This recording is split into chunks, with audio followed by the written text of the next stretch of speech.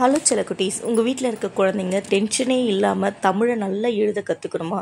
நான் சொல்கிறேன், இந்த ஒர்க் ஷீட் மெத்தடை ஃபாலோ பண்ணுங்கள். ஃபஸ்ட்டு வந்து பாருங்கள், இட்டு டா தான் நம்ம எழுதி பழக போகிறோம். ஸ்டார்டிங்லேயே நம்ம ஆ எழுதாமல் இந்த மாதிரி டாலேருந்து தொடங்க போகிறோம். அதனோட நன்மைகளை வந்து நான் இந்த வீடியோவில் சொல்கிறேன். இப்போ பாருங்கள், இட்டு லட்டு, லட்டுக்கு இட்டு வரும். அதனால் அந்த பிக்சரை வந்து நம்ம குழந்தைங்களுக்காக இந்த மாதிரி அவங்கள ஒட்ட சொல்லி நம்ம பண்ணலாம். அடுத்து பாருங்கள், இந்த இட்டு படத்துக்கு நம்ம அழகான ஒரு கலர் கொடுக்க போகிறோம். உங்கள் குழந்தைக்கு என்ன வண்ணம் பிடிக்குமோ அதை எடுத்து நல்லா வெளியே வராமல் ஃபஸ்ட்டு வந்து அந்த கலர் பண்ண சொல்லுங்கள். இதுதான் இட்டு அப்படின்றத நல்லா அவங்க மனசில் பதிய வச்சுக்கிட்டோம். ஓகேங்களா? ஃபஸ்ட்டு படம் ஒட்டியாச்சு.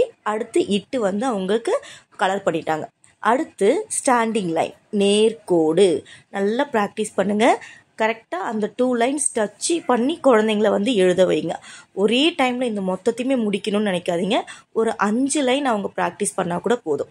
ஓகேங்களா? ஒரு நாளைக்கு 5 லைன், ஆனால் கரெக்டாக அந்த 2 லைன்ஸை டச் பண்ணி அவங்க எழுதுறதுக்கு ப்ராக்டிஸ் பண்ணுங்கள். இதே மாதிரி என் கூடவே சேர்ந்து இந்த புக்கை வச்சுருப்பாங்க. அழகாக வந்து என்ன பண்ணுங்கள், அந்த 1 லைனில் டச் பண்ணி அழகாக அப்படி எழுத சொல்லுங்கள். அடுத்து ஒரு நேர்கோடு, படுக்கை கோடு, ரெண்டும் சேர்ந்தது தான் டா. ஆங்கிலத்தில் நம்ம எல் சொல்லுவோம், இங்கே டா அப்படின்னு நம்ம மென்ஷன் பண்ணுறோம் தமிழில். இதே மாதிரி குழந்தைங்களுக்கு சொல்லி 2 லைன் டச் பண்ணி எழுதணும் அப்படின்னு சொல்லிட்டு புரிய வைங்க. அவங்க ஒரு நாளைக்கு நான் முதல்ல சொன்ன மாதிரி வெறும் 5 லைன் எழுதுனா போதும். நிறைய ஸ்பேஸ் கொடுத்துருக்கேன் இந்த ஒர்க் ஷீட்டில். நீங்கள் கோடு போட்டுட்டு அழகாக வந்து அவங்கள எழுதுறதுக்கு ப்ராக்டிஸ் பண்ணலாம்.